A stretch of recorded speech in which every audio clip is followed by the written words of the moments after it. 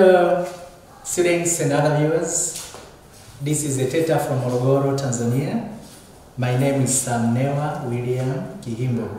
Today we are going to share something concerning the topic reading literary works. The subtopics are, the first one is to identify and analyze the setting, main plot, and characters. The second is to identify the themes from drama and novels. But for this lesson, we'll identify the themes of drama, because we are going to have a look to a play this time tomorrow. And interpretation of the poems will be done by another teacher. Specific objectives: at the end of the lesson, students should be able to describe the characters, the setting, and the plot of the literary work. The play that we are going to read today is titled This Time Tomorrow. This Time Tomorrow. I think this is not a new play to you. You have ever come across the play This Time Tomorrow. What does it mean by this time tomorrow? It's obvious we are going to know it soon. Playwright. The playwright means the writer of the play is known as Ngugi Siongo, and the setting is at Uhuru Market, the suburb of Nairobi City in Kenya, and this was after independence. Characters in the play. The characters who are found in this play are Njango, a soup seller at Uhuru Market, and who is a widow. We have Wanjiro. This is Njango's daughter. There is another character known as Asinjo, Wanjiro's boyfriend from a different tribe. Another character is known as Inspector Kiongo. This is from the City Council. That is, we talk about Nairobi City. We have the police officers, implementers of or enforcers of law. We have the stranger, the shoemaker, the tinsmith, and the journalist. These are the freedom fighters who fought for Uhuru in Kenya. The first customer, the second customer, and the third customer, these were the customers who used to buy soup from Njango's, I don't know whether I can call it a kiosk or hotel. And we have the crowd of people. So those are the characters.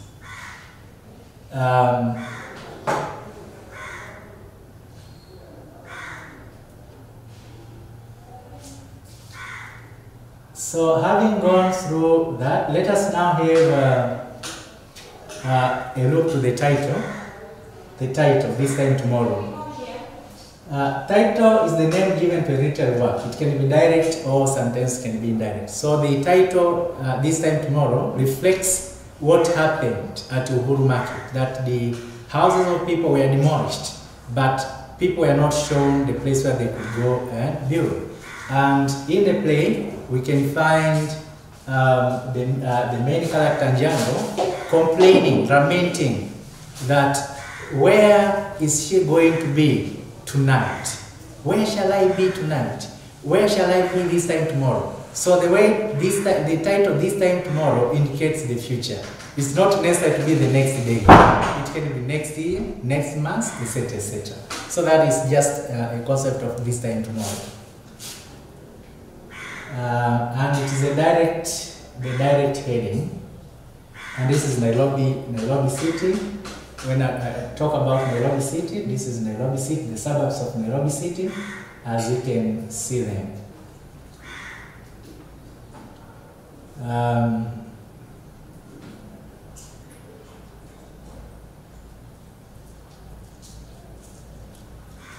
Maybe it's better that you have to go straight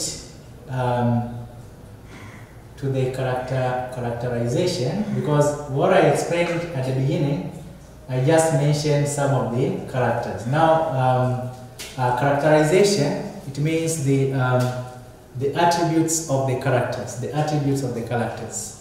Njango, this is the main character. The main character found in the play This Time Tomorrow. She's the widow and the mother of Wanjiro. When her husband passes away in the struggle during Mau Mau War, she came to town and she engaged in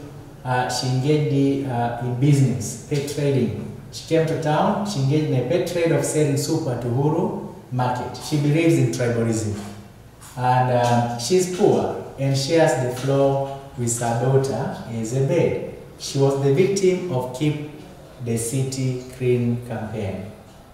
As for the case of Wanjiro, is the daughter of Njango, and she has natural beauty, but lives very poor life. She's ignorant, and she didn't go to school, while her brother was sent to school. She loves Asinjo and wants to marry her. She admires how Europeans ladies dress, and she wanted to dress like the white people. But also we had a stranger as an activist who fought for Uhuru during Mau Mau War. He educates people on their rights and makes them aware of the humiliation which was done by the colonial government and all the sorts of exploitation. He unites people against the City Council with his campaign of Keep the City Clean, which was the major source of the conflict and the protest among the people at Uhuru Market. The shoemaker is one of the slum dwellers, and he's illiterate. He doesn't know his age. When he's asked by the journalist about his age, he says, "My age, let me count. Oh, many years ago." It's like he was illiterate. He was also among the freedom fighters who fought for Uhuru, but he didn't really get the fruits of independence or Uhuru. He protested against the government decision to demolish the slums. He was against this keep the City Clean campaign. The first and second and third customer, these are the ones who normally they are among the slum dwellers, and they buy soup at Njango's place, and they opposed strongly the city campaign of Keep the City Clean. They were against it. Inspector KIHIMBO is a worker at the City Council in the Health Department. He reminds people at Uhuru Market to move away since the slums are to be demolished. He's among those who enjoy the national cake because he's employed in the government. Asinjo is a young man from a different tribe with this it should be read as Wanjiro. He's a young man from a different tribe with Wanjiro.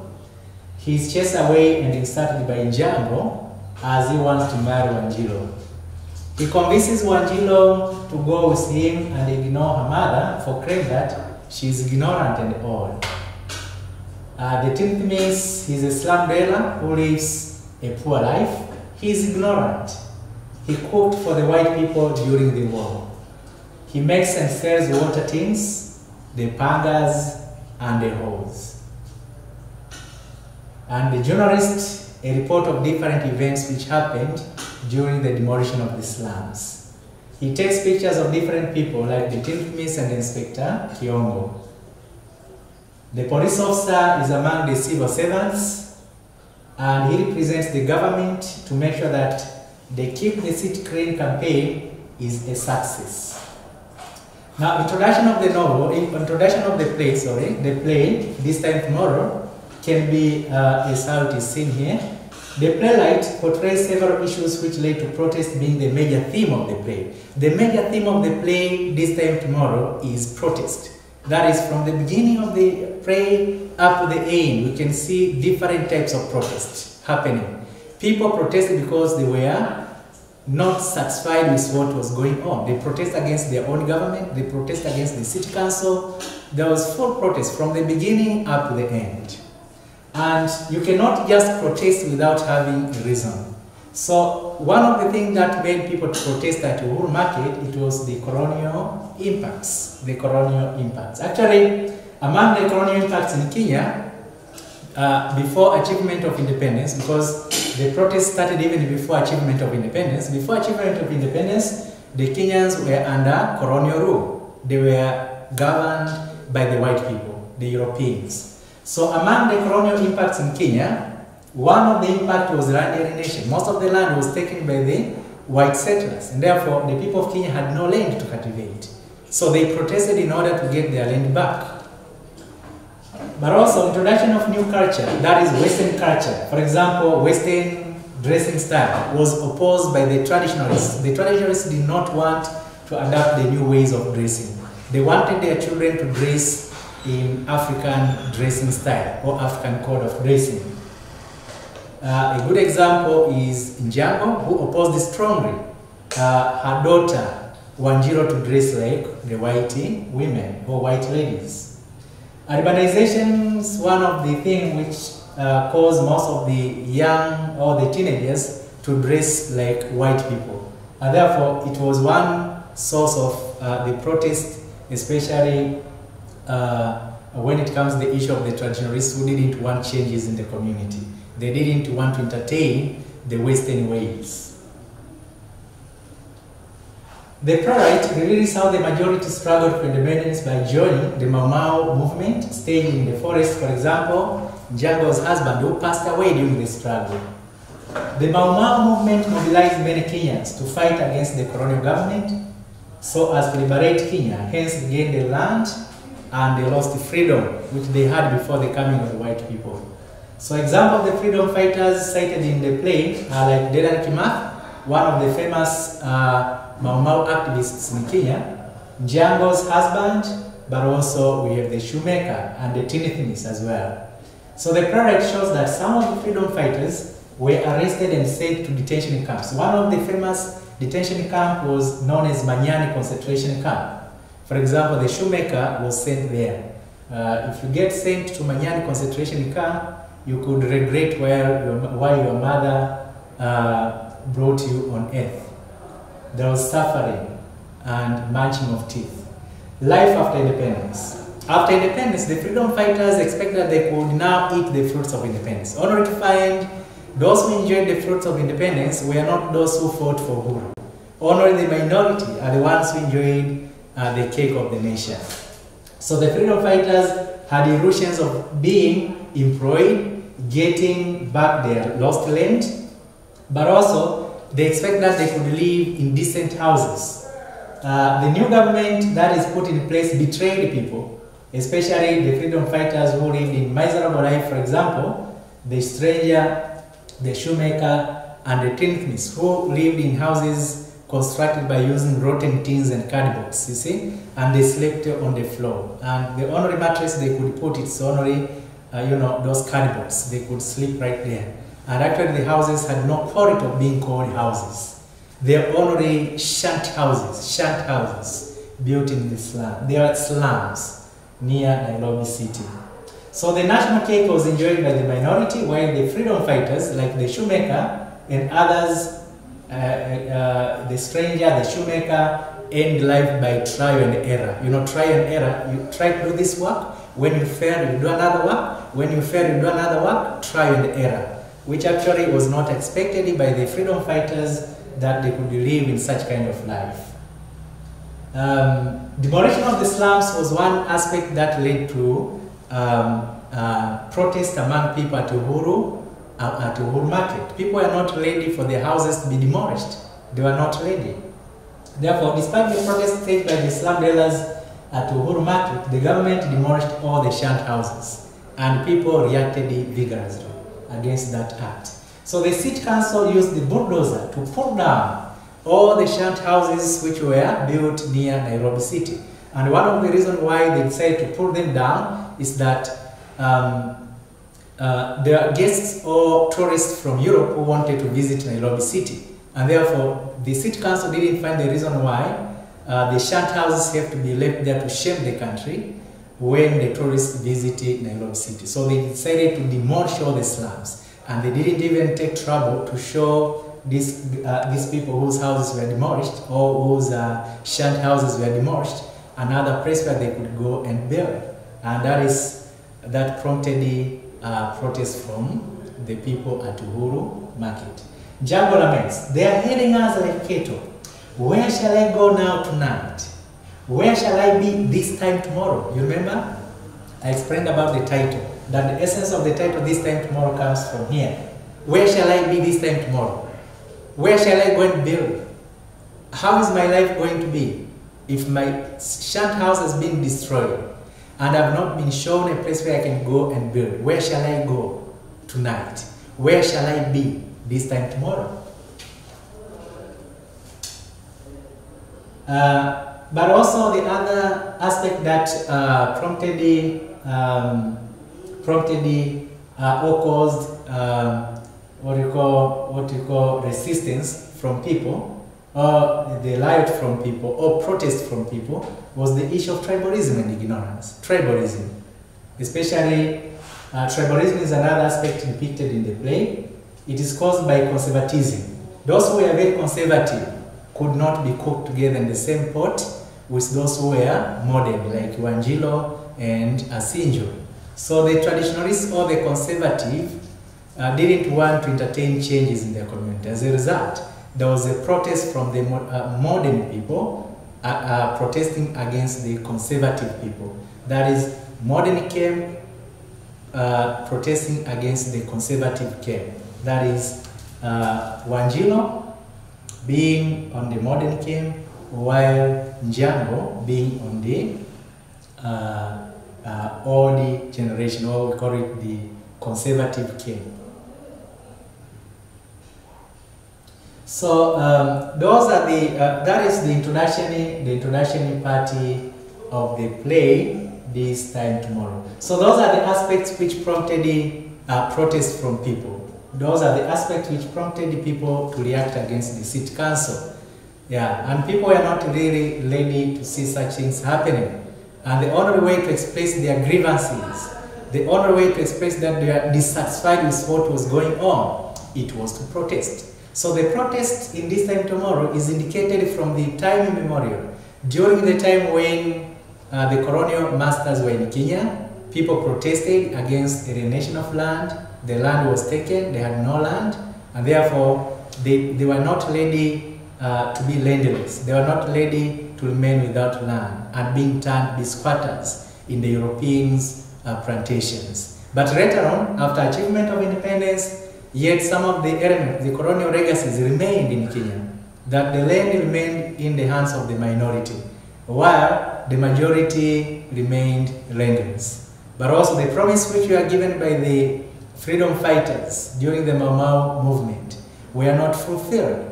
And that's why people protested against the existing African government, because they didn't offer, they didn't provide them with the things that they were promised. Things like jobs, people were jobless, they had no job. You talk of the shelter, they were promised that bungalows could be constructed for them, but only to find they ended up living in shanty houses, which did not really qualify for the freedom fighters. People had to be respected because they contributed to achievement of independence. They were left in gutter. They just remained living in shanty houses, and the type of life that they led was the so-called trial and error life, like the shoemaker, the tinsmiths, and others. But also we have some of the widows, like Njango. She was a widow. Her husband passed away during the struggle for independence.